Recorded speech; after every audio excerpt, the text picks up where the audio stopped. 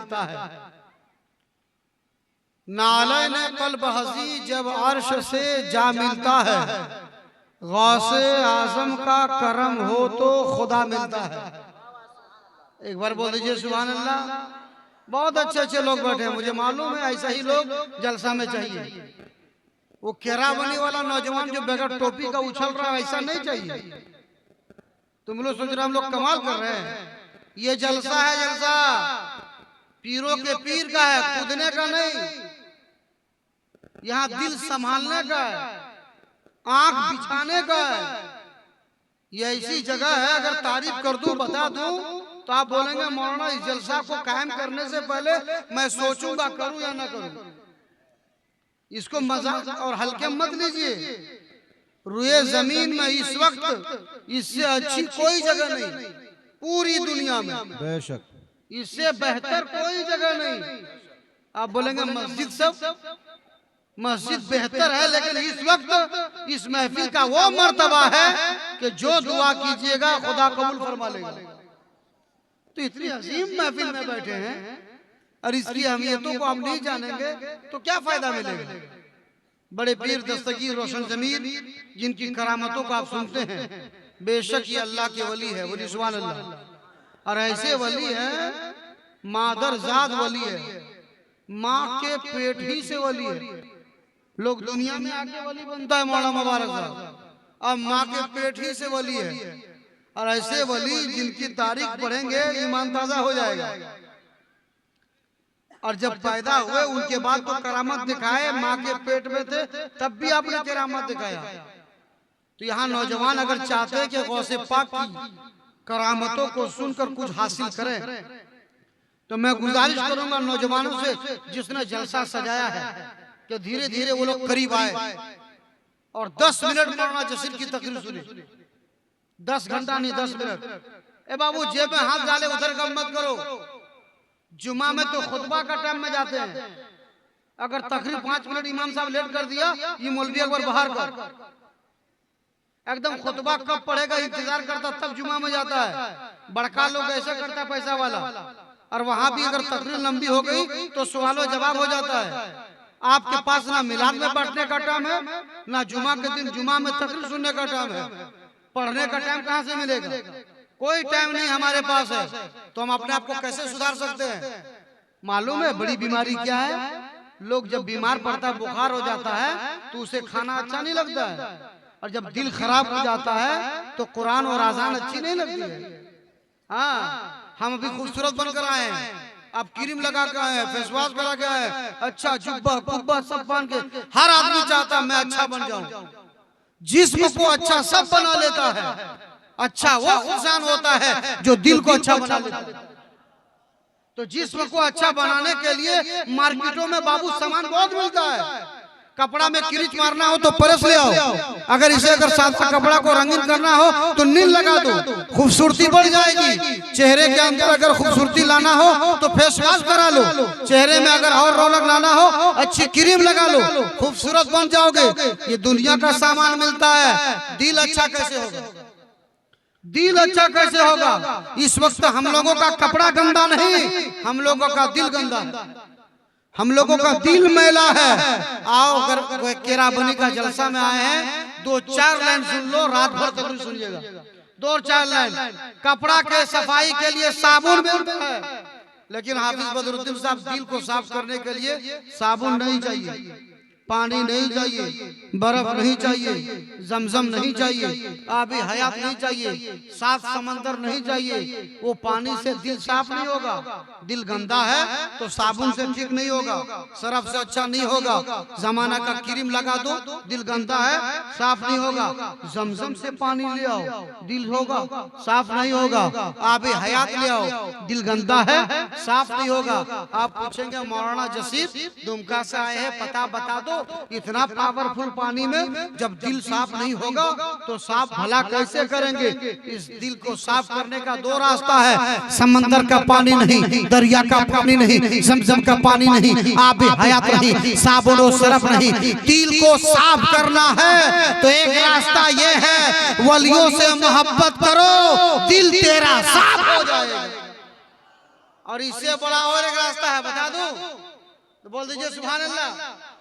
और एक रास्ता बता देता, बोलिए सुभान अल्लाह। कभी कोना मस्जिद का इख्तियार कीजिए, उस कोना में जाकर दिल में खुदा का डर बसाइए और वो खौफ इलाही से आंखों से आंसू का कतरा गिराइए।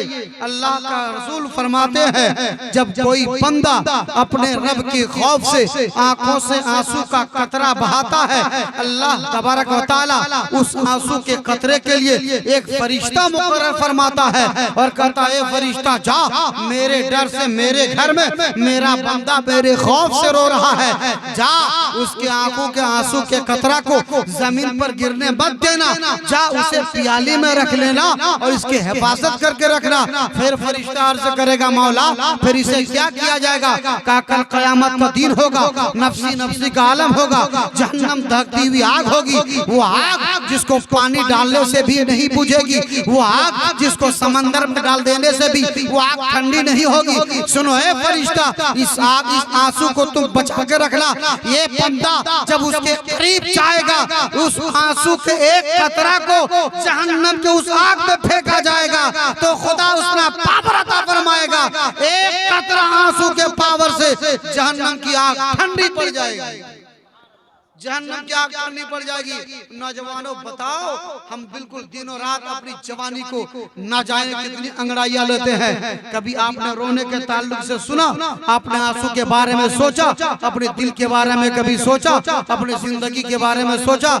ये सैयदना सही पीरे पीरा मीरे मीरा शाह जिला कुतुब आलम कुतुब रब्बानी शेखुल इमकानी हजरत सैयदना शेख अब्दुल कादिर जिलानी बड़े पीर दस्तगीर की बारगाह में आओ। आज हमारी माँ बाने तकरीर सुनने के लिए बैठी है, लेकिन सुन सकते हैं हमारी तकरीर से ज्यादा इनकी तकरीर हो रही है, क्योंकि इनकी जबान खामोश नहीं रहेगी। कभी ये लच्छे की बात करेगी, कभी फीता की बात करेगी, कभी कुमकुमे की बात करेगी, कभी चमकदारी की बात करेगी, कभी चादर की बात करेगी। ये इनका अंदाज है। लेकिन एक माँ इसी जमीन पर ऐसी माँ है जिस माँ के बेटे और जिसके लाल का जिक्र आज तमाम उलमा करेंगे, यानी बड़े पीर का जिक्र करेंगे। ये दुनिया में ऐसे नहीं आए थे, ये भी किसी माँ का पेट से जन्म लिए थे, लेकिन बताओ वो माँ कैसी माँ थी? उस माँ की तारीख उठाकर देखेंगे, ईमान ताजा हो जाएगा। वो माँ ऐसी माँ थी, उस माँ की तारीख पढ़ेंगे तो नूर चमकेगा, चेहरे में करार आ जाएगा, दिल को करार आ जाएगा, सुकून आ जाएगा। सैयदना शेख अब्दुल कादिर जिलानी की माँ वो माँ थी जिस माँ के बारे में पढ़ेंगे तो सीना ऊंचा हो जाएगा। आज हमारी माँ बहनों का हाल ये है, सीरियल ना चले तो वो खाना नहीं बनाती है, गाना ना चले तो बच्चों को नहीं खिलवाती है। उसका माहौल ये है, अगर बेपर्दगी ना हो तो मोहल्ले में नहीं चलती है, जालीदार कपड़ा ना हो तो मेला नहीं जाती है। ये आज हमारी माँ का आदत है। लेकिन आओ बड़े पीर की आदत सुनो, ईमान ताजा हो जाएगा। वो माँ ऐसी थी, जब झाड़ू लगाती थी कुरान की तिलावत करती थी, सो के उठती थी कुरान की तिलावत करती थी, सोने से पहले भी कुरान की तिलावत करती थी, खाना बनाती थी कुरान की तिलावत करती थी। गौसे आज़म की तारीख में एक तारीख मिलती है कि आप जब मदरसा पढ़ने के लिए गए तो उस्ताद ने कहा पढ़ो बिस्मिल्लाहिर्रहमानिर्रहीम, तो गौसे पाक बिस्मिल्लाह सिर्फ नहीं पढ़े, 18 पारा कुरान सुना दिया। बोलिए ना सुभान अल्लाह। बिस्मिल्लाह पढ़ने गए, क्या सुना दिया? 18 पारा कुरान। बोलिए सुभान अल्लाह। उस्ताद ने कहा बेटा तुम कहां से पढ़ के आया है? कौन मदरसा में पढ़ कर आया है? बताओ तो सही। कहा हजरत मैं मदरसा से नहीं अपने माँ से पढ़कर आया हूँ। कहा माँ से? कहा माँ से पढ़कर आया हूँ। कहा तो माँ के पेट से भी निकला हुआ आया हुआ दुनिया में कुछ ही दिन हुआ, 18 पारा कैसे सुन लिया, कैसे याद कर लिया? तो बड़े पीर ने कहा मैं जब पेट में था माँ के तो माँ पढ़ती थी, मैं सुनता था, उसे याद कर लिया करता। अब तो बोलो सुभान अल्लाह। उसे मैं याद कर लेता था तो मालूम हुआ कि माँ जैसे करेगी बेटा वैसा होगा। और जब बच्चा वली बन गया, दुनिया में आ गए, तो फिर माँ जब पढ़ने के लिए भेजती है तब फिर बताती बेटा पढ़ने जा रहा है, झूठ नहीं बोलना। सुनते हैं ना उलमा से तकरीर, बेटा झूठ नहीं बोलना। और मामला ऐसा ही हुआ। चोरों ने टेका, 40 गो डाकुओं ने गौसे पाक को सबका झाड़ा लिया। फिर बच्चा से पूछता है बाबू तुम्हारे पास क्या है? बड़े पीर ने कहा मेरे कमर में 40 अशरफियां हैं। तो चोर का सरदार बोला ये तो कैसे होगा, इतना छोटा सा बच्चा के पास इतना माल कहां से आएगा। फिर उसको चेक किया गया, 40 निकल गए। कहा बेटा माल लोग छुपाता, सब तो छिपाता है, तूने बता कैसे दिया। बच्चा कहता है मेरी माँ ने मुझे यही सिखाया। माँ कैसी है, जरा सा नक्शा, माँ तेरा क्या मर्तबा है तूने समझा ही नहीं। अपने आप को माँ ने पहचाना ही नहीं। जिस दिन माँ अपने आप को पहचान जाएगी हर बच्चा हाफिज़े कुरान पैदा होगा। कहा मेरी माँ ने मुझे सिखाया था कि बेटा जितनी भी मुसीबत आए तुम झूठ मत बोलना। मेरी माँ के हुक्म को मैं मानता हूँ। बोली सुभान अल्लाह। जो बच्चा माँ का हुक्म इतना मानता हो वो खुदा का फरमान कितना मानता हो। आहा क्या कुर्बान जाओ। कहा मेरी माँ ने यही बताया है। आज हम लोग अपाची गाड़ी खरीदने भेजते पाले जो नहीं ना, तो माँ पहले कहती बेटवा रास्ता में को पूछेगा पैसा है, बोलना नहीं है। यहाँ हम लोग पहले प्रैक्टिस करा देते हैं झूठ बोलना। बड़े पीर के माँ ने कहा बेटा झूठ किसी हाल में नहीं बोलना। जब चोरों ने खोलकर देखा तो 40 अशरफी। यहाँ करामते गौसे आजम नहीं सुना रहा हूँ, यहाँ करामते गौसे आजम की माँ का सुना रहा हूँ। वो कौन माँ थी जो बच्चा पढ़ने जा रहा था और कमर में 40 अशरफी दे दिया। पढ़ने के लिए 10 भी दे देता तो काम चलता, 5 भी दे देता काम चलता, लेकिन ए बड़े पीर की माँ आपने अपने बेटे के कमर में 40 अशरफी क्यों बांध दिया था। तो माँ जवाब देती है मैं पहले ही से जान रही थी कि आज जो मेरा बेटा को चोर टेकेगा, डाकू घेरेगा, वो 2-4 नहीं होंगे, वो चोर 40 के 40 होंगे। इसलिए मैंने कमर में 40 बांध दिया है ताकि एक एक अशरफी के सदक़े में एक एक चोर अल्लाह का वली बन जाए। कितने पावरफुल नजर है वली आदमी। गौसे पाक की माँ की करामत सुनो ईमान ताजा जाएगा। बोली सुभान अल्लाह। करामतें बहुत सुनते हैं, माँ हसल सुनिए। माँ बेटा को सिखाती बेटा झूठ मत बोलना। यही माँ जब बच्चा को सिखाती झूठ मत बोलना तो बेटा सच्चा बन जाता है। जो बेटा सच्चा होता है वो अच्छा हो जाता है, जो अच्छा होता है वो खुदा का वली बन जाता है। बोलिए ना सुभान अल्लाह। तो वली किसने बनाया? माँ ने। अब जरा सा एक जुमला में कह लेने दो, पहले की माया सब होती थी पर्दा व पोश, तो बच्चा पैदा होता था वली और गौस। अभी की माए सब जाती है सनीमा हाउस, तो बच्चा पैदा होता गुंडा और बॉस। ये हंसने वाली बात नहीं, रोइए, गिड़गिड़ाइए, आंसू बहाइए। दुनिया में सबको सबका हंसना अच्छा लगता है। बेटा रोए तो बाप को अच्छा नहीं लगता है, बेटी रोए तो माँ को अच्छा नहीं लगता है, पड़ोस रोए तो पड़ोसी को अच्छा नहीं लगता है। हर कोई चाहता है कोई हंसते रहे, उसकी हंसी मुझे बड़ी अच्छी लगती है। जमाने की आदत है किसी का रोना किसी को अच्छा नहीं लगता है, लेकिन रब फरमाता बंदा तू रो, तेरा रोना रब को अच्छा लगता है। जब बंदा रोता है खुदा की रहमतें झूम जाती है और बरसती है और पुकारती है। मांग क्या मांगता है? आज गुनाह से तौबा मांगेगा, खुदा तेरे रहमो करम से तुझे कभी रोकर तो देखो। ये अल्लाह वाले तन्हाइयों में जाकर रोते थे, नवाफिल पढ़ते थे। माँ के ताल्लुक से क्या गुफ्तगू करूं, माँ का मर्तबा तो वो है, माँ दुआ कर दे तो एक कसाई मूसा के साथ जन्नती बन जाए। माँ दुआ कर दे तो जंगल में रहने वाला हजरते अवैसे करनी रसूल पाक का खिरका पहनने वाला बन जाए। नौजवानों चंद मिनट कुछ बोल रहे थे, एक बार दुरूद पाक पढ़े अल्लाहुम्मा सल्ली अला सय्यिदिना शफीना हबीबना बारी सल्ली सल्लल्लाहु अलैहि वसल्लम अलैका या रसूलल्लाह सल्लल्लाहु अलैहि वसल्लम। ये अल्लाह के वली में अल्लाह का पावर होता है, समझे ना, क्योंकि वली अल्लाह का दोस्त है। बोली सुभान अल्लाह। वली अल्लाह का दोस्त है। देखो कोई बड़ा बाबू का दोस्त हो जाता ना, बोलता तोरा बता दो, पावर दिखाता है, तोरा दिखा देखो। वली अल्लाह का दोस्त है। बोली सुभान अल्लाह। कितना पावर होगा मैं बताऊं, कितना पावर होगा। अब बड़े पीर के बारे में सुनते हैं कि मुर्दा को आपने जिंदा कर दिया, करामतें ऐसी ऐसी दिखा दिया, चोर को वली बना दिया, फलना को फला चीज दे दिया। ये सब तकरीरें सुनते हैं, लेकिन सुनते सुनते लोग बौखला गया, कभी नहीं मालूम, कभी सुना भी अमल नहीं किया।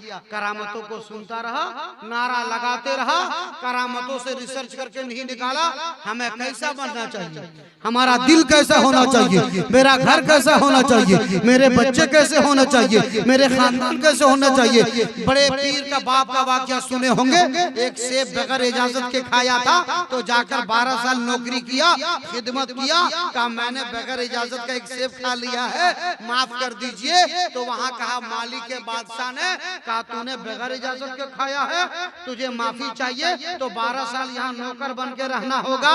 तो बड़े पीर का बाप 12 साल वहाँ नौकरगिरी किया और रहा, और कहा आप माफ कर दीजिए, हम लोग को एक ट्रक उल्टा मिल जाएगा तो बोलेंगे हम लोग 5 बापूत है, 5 बोरा हम लोग लेंगे, 5 बोरा हम लोग लेंगे। वो कैसे थे, खाते भी थे तो गौर करते थे खाना कैसा है, हमें जितना मिलता है गर्दन पार कर लेते हैं। अल्लाह वाले ऐसे ही अल्लाह के महबूब नहीं होते हैं, ऐसे ही खुदाई पावर उसमें नहीं आता है, ऐसे ही कान उसकी हो उसके कान में खुदा की आवाज नहीं आती है, ऐसे ही जबान में पावर नहीं आता है, ऐसे आंखों में बसारत नहीं आती है। अल्लाह वालों के अंदर इतना कमाल होता है कि रियाजतें करके, नवाफिलें करके, अदाओं को अपना कर खुदा की बारगाह में रियाजतें करके रब को मना लेता है। जब रब को मना लेता है, रब को पा लेता है, तो बोलता है अल्लाह वाला पावर खुदा के जाने से आता है। अब मुर्दा को जिंदा करता है तो हैरानी की बात नहीं, क्योंकि इशारा ये वली करते हैं पावर खुदा का आता है।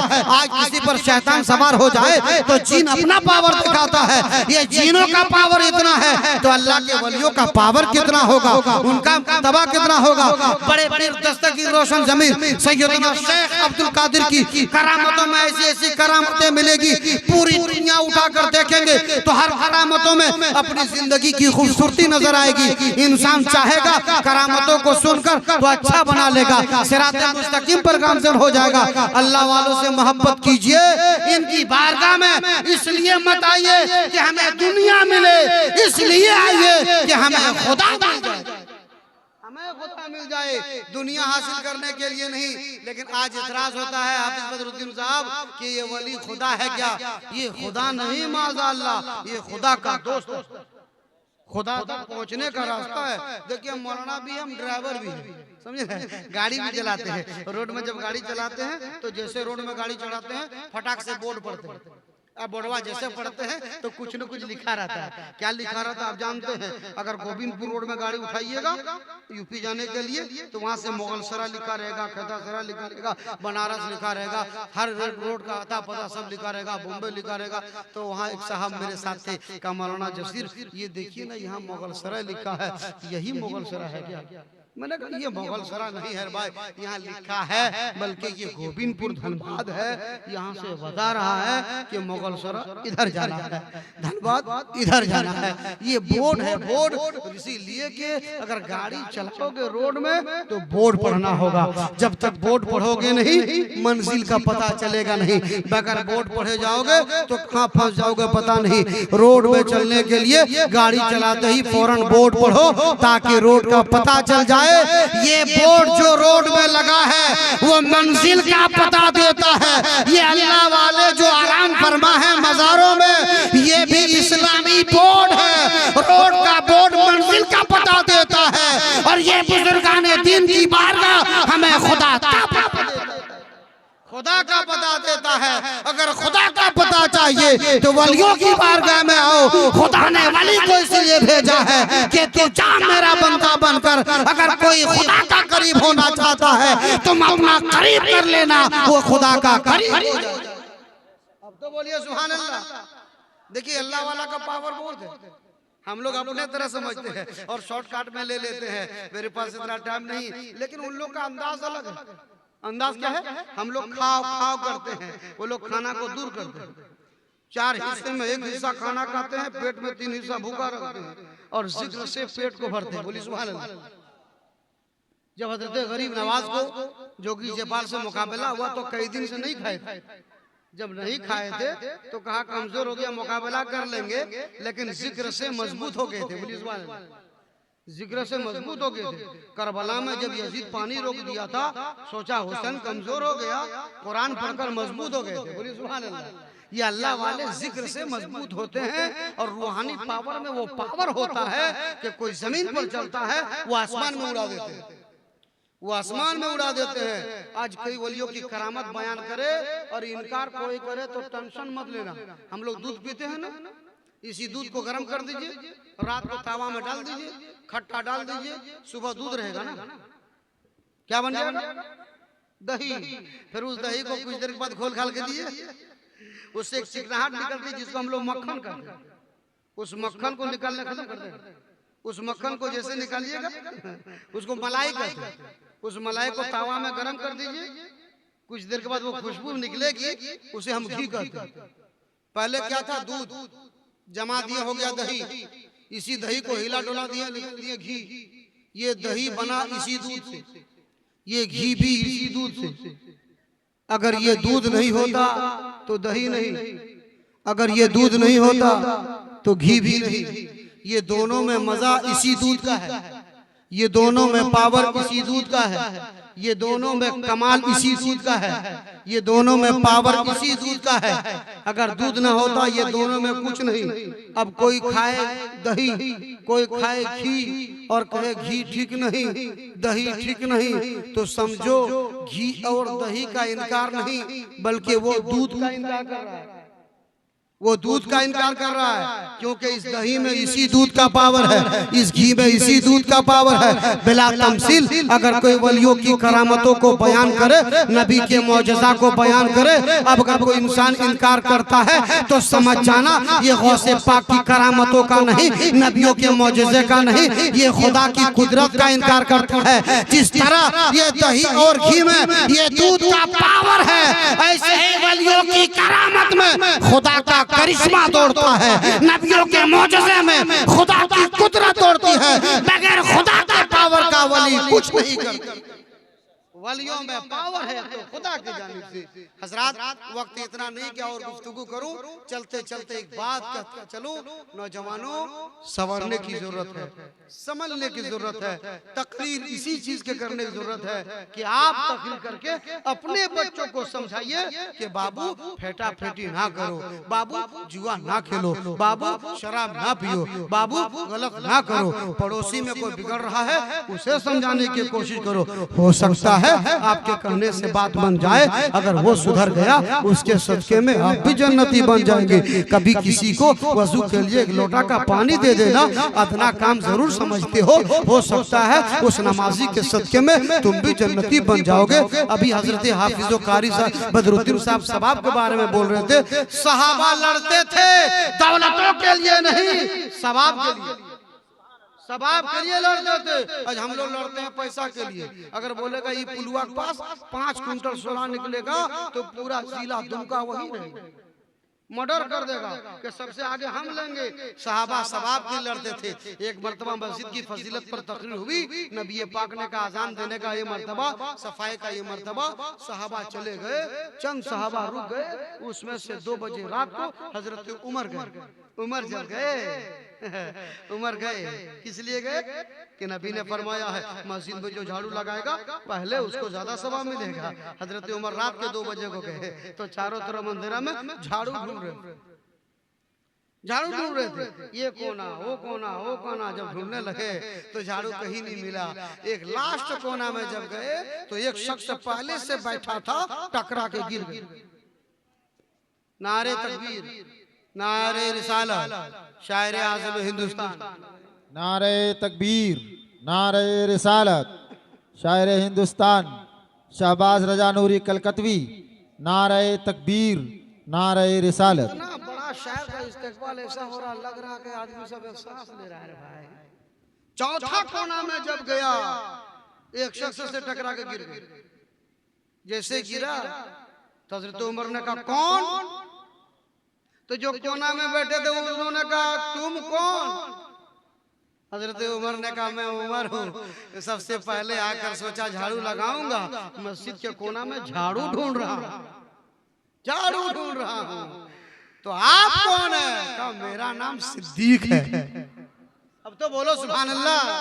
कहा तुम झाड़ू ढूंढ रहे है? जब से नबी ने फरमाया है घर नहीं गया हूँ उसी वक्त से झाड़ू पर बैठा। अरे अब तो बोलो सुभान अल्लाह। झाड़ू पर बैठा हूँ, इसे सहाबी कहते हैं। किताब पढ़ने वाले को सहाबी नहीं, हदीस पढ़ने वाले को सहाबी नहीं, दुनियावी मुताले वाले को सहाबी नहीं। अरे सुन ले, जो नबी का चेहरा पढ़ता है और ईमान की हालत में पढ़ता है उसे सहाबी रसूल, उसी को सहाबी कहते हैं। तो ये सहाबा थे जो सवाब के लिए मरते थे। आज हम लोग पैसा के लिए, धन के लिए, खेत के लिए, झगड़ा के लिए, चुगली के लिए और घूस देकर के चुगली करवाते हैं। मुखिया ले बिचुआ हमर कर देके कोनो बात है। अगर बिचुआ में बगैर फैसला पहुंच गया शरीफ बाबू तो बोलता रहलो तो फैसला हमरे कर दीजिए। ये सब गड़बड़ी नहीं। अगर खौफ है खुदा का, कब्र में जाने का है यकीन, तो इन चीजों से बचे, कब्र का ख्याल रखे, आखिरत के सामान का इंतजाम करें। अस्सलाम वालेकुम।